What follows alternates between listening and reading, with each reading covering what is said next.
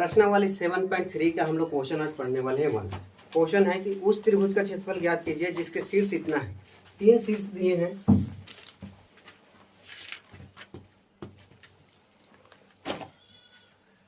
दो कोमा 3 -1, 0 और 2 -4 ये 3 शीर्ष और इसका क्षेत्रफल बोला जा रहा है कि उस त्रिभुज का क्षेत्रफल ज्ञात कीजिए जिसका निर्देशांक ये दिया है। तो इसके लिए सब ए का निर्देशांक 2,3 है, बी -1,0 और सी 2,-4 है। इसको हम लोग ग्राफ के लिए यहाँ पे फिगर ड्रॉ कर लेंगे।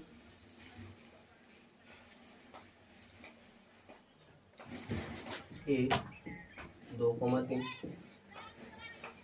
बी -1,0, सी 2,9। इसी का क्षेत्रफल निकालने के बोल रहा है। तो त्रिभुज यहाँ x1 बराबर, अगर हम यहाँ से कहीं से शुरुआत कर सकते हैं इसको, अगर इस बिंदु से शुरुआत करते हैं तो x1 आ जाएगा 2, x2 आ जाएगा यहाँ पे -1 और x3 2 लिख सकते हैं।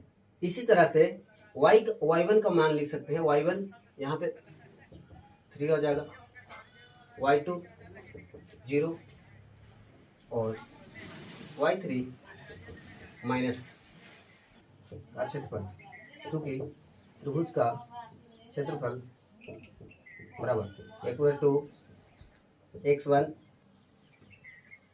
Into y2 minus y3 x2 y3 minus y1 और plus x3 y1 minus y2 होता है।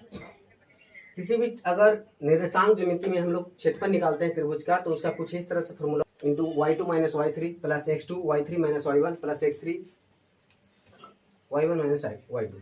अब इसको हम लोग जितने भी यहाँ पे वैल्यू है उसको रखेंगे। जैसे x1 बराबर क्या दिया है 2, y2 बराबर कितना है 0, y3 है -4। उसी तरह से x2 का मान कितना है -1, सॉरी स्क्वायर नहीं होगा, यहाँ पे है -1 और y3 का मान है -4, माइनस फॉर्मूला में है, और y1 का मान है 3। इसी तरह से x3 का है 2 और y1 का मान है 3 और y2 का 0। अब एक बात ध्यान रखना, यहाँ पे अगर माइनस है तो ब्रैकेट दे देना, क्योंकि यहाँ पे प्लस है, फॉर्मूला में प्लस होता है, और यहाँ पे क्वेश्चन जो दिया है इसका निर्देशांक x का जो मान है वो -1 है, तो उसको थोड़ा ध्यान रखना, डायरेक्ट मत लिखना इसको। यहाँ पे 2, अगर यहाँ पे 0 है और ब्रैकेट के पहले माइनस है और अंदर भी माइनस, तो जो हम लोग को निकल करके आएगा वो आएगा 0 + 4। 0 नहीं भी ले सकते हैं इसको, डायरेक्ट हम लोग 4 भी ले सकते हैं, गुने 4,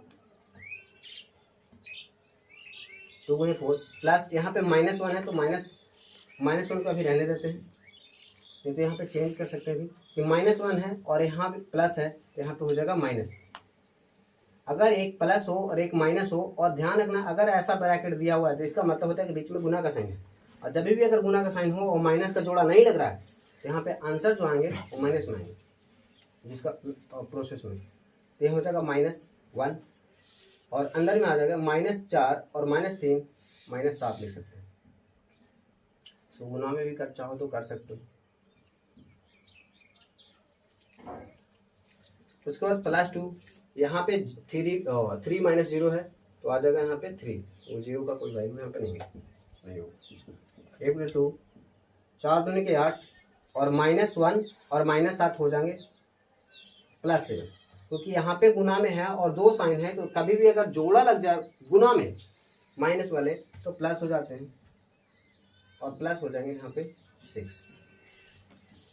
1 × 2 सभी को जोड़ेंगे तो 8 × 7 = 15 × 6 = 21 और 21/2, देखिए आंसर आ जाएंगे 10.5 वर्ग इकाई।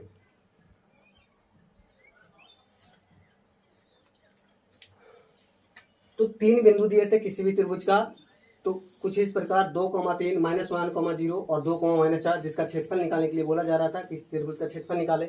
तो इसको हम लोग सबसे पहले लिखेंगे, जब भी क्वेश्चन सोल्यूशन करो तो हल जरूर लिखा करो, या फिर यहाँ पे लिखो माना कि त्रिभुज यदि त्रिभुज का निर्देशांक एक और इतना है, बी इतना है, सी इतना है।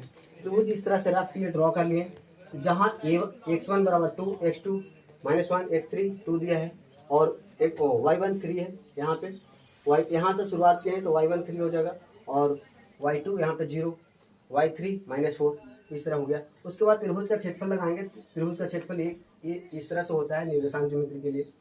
तो यहाँ पे 1/2 x1 × y2 - y3 plus x2 × y3 - y1 plus x3 y1 - y2। याद करने का ट्रिक बताए थे कि x1 x2 x3 है लगातार रहेगा, बट ध्यान रखना इसको कि जैसे 2 से शुरू होता है और यहाँ पे अगला नंबर आता है 1 2 3 लिख लेना। 2 से शुरू हो रहा है तो 3 पर आ जाएगा, तो 2 3। उसके बाद 3 के बाद अब कोई नंबर नहीं है तो मतलब शुरुआत से आ जाएगा।